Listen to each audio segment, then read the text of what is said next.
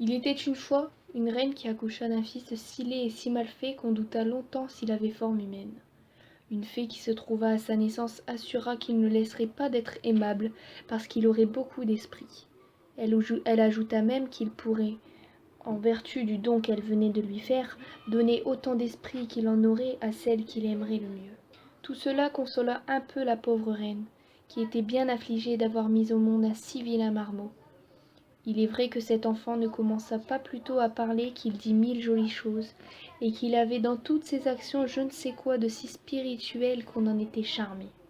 J'oubliais de dire qu'il vint au monde avec une petite houppe de cheveux sur la tête, ce qui fit qu'on le nomma Riquet à la houppe, car Riquet était le nom de la famille. Au bout de 7 ou 8 ans, la reine d'un royaume voisin accoucha de 2 filles. La première qui vint au monde était plus belle que le jour. La reine en fut si aise qu'on appréhenda que la trop grande joie qu'elle en avait ne lui fit mal. La même fée qui avait assisté à la naissance du petit Riquet à la houppe était présente, et pour modérer la joie de la reine, elle lui déclara que cette petite princesse n'aurait point d'esprit et qu'elle serait aussi stupide qu'elle était belle.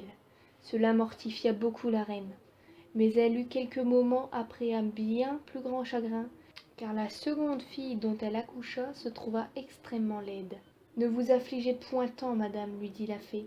Votre fille sera récompensée d'ailleurs, et elle aura tant d'esprit qu'on ne s'apercevra presque pas qu'il lui manque de la beauté. Dieu le veuille, répondit la reine. Mais n'y aurait-il point moyen de faire avoir un peu d'esprit à l'aînée qui est si belle?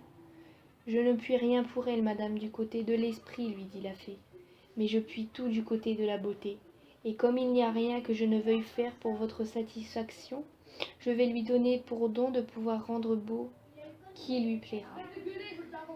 À mesure que ces deux princesses devinrent grandes, leur perfection crurent aussi avec elles, et on ne parlait partout que de la beauté de l'aînée et de l'esprit de la cadette. Il est vrai aussi que leurs défauts augmentèrent beaucoup avec l'âge. La cadette enlaidissait à vue d'œil, et l'aînée devenait plus stupide de jour en jour, où elle ne répondait rien à ce qu'on lui demandait, où elle disait une sottise. Elle était avec cela si maladroite qu'elle n'eût pu ranger 4 porcelaines sur le bord d'une cheminée sans en casser une, ni boire un verre d'eau sans en répandre la moitié sur ses habits. Quoique la beauté soit un grand avantage dans une jeune femme, cependant la cadette l'emportait presque toujours sur son aînée dans toutes les compagnies. D'abord on allait du côté de la plus belle pour voir sa beauté et pour l'admirer, mais bientôt après on allait à celle qui avait le plus d'esprit pour lui entendre dire 1000 choses agréables, et on était étonné qu'en moins d'un quart d'heure l'aînée n'avait plus personne auprès d'elle, et que tout le monde s'était rangé autour de la cadette. L'aînée, quoique fort stupide, le remarqua bien, et elle lui donnait sans regret toute sa beauté pour avoir la moitié de l'esprit de sa sœur. La reine, toute sage qu'elle était, ne put s'empêcher de lui reprocher plusieurs fois sa bêtise, ce qui pensa faire mourir de douleur cette pauvre princesse. Un jour qu'elle s'était retirée dans un bois pour y plaindre son malheur, elle vit venir à elle un petit homme fort laid et fort désagréable, mais vêtu très magnifiquement. C'était le jeune prince Riquet à la houppe qui, étant devenu amoureux d'elle d'après ses portraits qui couraient par tout le monde, avait quitté le royaume de son père pour avoir le plaisir de la voir et de lui parler. Ravi de la rencontrer ainsi toute seule, il l'aborda avec tout le respect et toute la politesse imaginable. Ayant remarqué après lui avoir fait les compliments ordinaires qu'elle était fort mélancolique, il lui dit « Je ne comprends point, madame, comment quelqu'un aussi belle que vous l'êtes peut être aussi triste que vous le paraissez. Car quoique je puisse me vanter d'avoir vu une infinité de belles dames, je puis dire que je n'en ai jamais vu dont la beauté approche de la vôtre. » Cela vous plaît à dire, monsieur, lui répondit la princesse, et elle en demeura là. La beauté, reprit Riquet à la houppe, est un si grand avantage qu'il doit tenir lieu de tout le reste, et quand on le possède, je ne vois pas qu'il y ait rien qui puisse nous affliger beaucoup. J'aimerais mieux, dit la princesse, être aussi laide que vous, et avoir de l'esprit que d'avoir de la beauté comme j'en ai, et être bête autant que je le suis. Il n'y a rien, madame, qui marque davantage qu'on a de l'esprit que de croire n'en pas avoir, et il est de nature de ce bien-là que plus on en a, plus on croit en manquer. Je ne sais pas cela, dit la princesse. mais je sais bien que je suis fort bête, et c'est de là que vient le chagrin qui me tue. Si ce n'est que cela, madame, qui vous inflige, je puis aisément mettre fin à votre douleur. Je puis aisément mettre fin à votre douleur. Et comment ferez-vous? Dit la princesse. J'ai le pouvoir, madame, dit Riquet à la houppe, de donner de l'esprit autant qu'on en saurait avoir à celle que je dois aimer le plus. Et comme vous êtes, madame, celle-là, il ne tiendra qu'à vous que vous ayez autant d'esprit qu'on peut avoir, pourvu que vous vouliez bien m'épouser. La princesse demeura tout interdite et ne répondit rien. Je vois, reprit Riquet à la houppe, que cette proposition vous fait de la peine, et je ne m'en étonne pas, mais je vous donne un an tout entier pour vous y résoudre. La princesse avait si peu d'esprit et en même temps une si grande envie d'en avoir qu'elle s'imagina que à la fin de cette année ne viendrait jamais, de sorte qu'elle accepta la proposition qui lui était faite. Elle n'eut pas plutôt promis à Riquet à la houppe qu'elle l'épousera dans un an, à pareil jour, qu'elle se sentit tout autre qu'elle n'était auparavant. Elle se trouva une facilité incroyable à dire tout ce qui lui plaisait, et à le dire d'une manière fine, aisée et naturelle.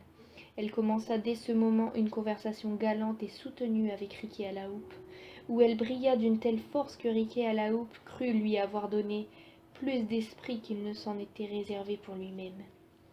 Quand elle fut retournée au palais, toute la cour ne savait que penser d'un changement si subit et si extraordinaire, car autant qu'on lui avait ouï dire d'impertinences auparavant, autant lui entendait-on dire des choses bien sensées et infiniment spirituelles. Toute la cour en eut une joie qui ne peut s'imaginer. Il n'y eut que sa cadette qui n'en fut pas bien aise, parce que n'ayant plus sur son aînée l'avantage de l'esprit, elle ne paraissait plus auprès d'elle qu'une guenon fort désagréable. Le roi se conduisait selon ses avis et allait même quelquefois tenir le conseil dans son appartement. Le bruit de ce changement s'étant répandu, tous les jeunes princes des royaumes voisins firent grand effort pour s'en faire aimer, et presque tous la demandèrent en mariage, mais elle n'en trouvait point qui eût assez d'esprit, et elle écoutait tous sans s'engager avec l'un d'eux. Cependant, il en vint un si puissant, si riche, si spirituel et si bien fait qu'elle ne put s'empêcher d'avoir de la bonne volonté pour lui. Son père, s'en étant aperçu, lui dit qu'il la faisait maîtresse sur le choix d'un époux et qu'elle n'avait qu'à se déclarer. Comme plus on a d'esprit et plus on a de peine à prendre une ferme résolution sur cette affaire, elle demanda, après avoir remercié son père, qu'il lui donnât du temps pour y penser. Elle alla par hasard se promener dans le même bois où elle avait trouvé Riquet à la houppe, pour rêver plus commodément à ce qu'elle avait à faire. Dans le temps qu'elle se promenait, rêvant profondément, elle entendit un bruit sourd sous ses pieds, comme de plusieurs gens qui vont et viennent et qui agissent. Ayant prêté l'oreille plus attentivement, elle entendit que l'un disait « Apporte-moi cette marmite », l'autre « Donne-moi cette chaudière », l'autre « Mets du bois dans ce feu ». La terre s'ouvrit dans le même temps, et elle vit sous ses pieds comme une grande cuisine pleine de cuisiniers, de marmitons et de toutes sortes d'officiers nécessaires pour faire un festin magnifique. Il en sortit une bande de 20 ou 30 rôtisseurs qui allèrent se camper dans une allée du bois, autour d'une table fort longue, et qui tous, la lardoire à la main et la queue de renard sur l'oreille, se mirent à travailler en cadence au son d'une chanson harmonieuse. La princesse, étonnée de ce spectacle, leur demanda pour qui ils travaillaient. « C'est madame, lui répondit le plus apparent de la bande, pour le prince Riquet à la houppe dont les noces se feront demain. » La princesse, encore plus surprise qu'elle ne l'avait été, et se ressouvenant tout à coup ce qu'il y avait un an qu'à pareil jour elle avait promis d'épouser le prince Riquet à la houppe, elle pensa tomber de son haut. Ce qui faisait qu'elle ne s'en souvenait pas, c'est que quand elle fit cette promesse, elle était bête, et qu'en prenant le nouvel esprit que le prince lui avait donné, elle avait oublié toutes ses sottises. Elle n'eut pas fait 30 pas en continuant sa promenade que Riquet à la houppe se présenta à elle. Brave, magnifique, et comme un prince qui va se marier. « Vous me voyez, dit-il, madame, exact à tenir ma parole, et je ne doute point que vous ne veniez ici pour exécuter la vôtre, et me rendre en me donnant la main le plus heureux de tous les hommes. Je vous avouerai franchement, répondit la princesse, que je n'ai pas encore pris ma décision là-dessus, et que je ne crois pas pouvoir jamais la prendre comme vous la souhaitez. Vous m'étonnez, madame, lui répondit Riquet à la houppe.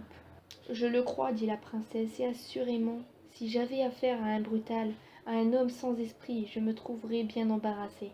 Une princesse n'a que sa parole, me dirait-il, et il faut que vous m'épousiez, puisque vous me l'avez promis. Mais comme celui à qui je parle est l'homme du monde qui a le plus d'esprit, je suis sûre qu'il entendra raison. Vous savez que quand je n'étais qu'une bête, je ne pouvais néanmoins me résoudre à vous épouser.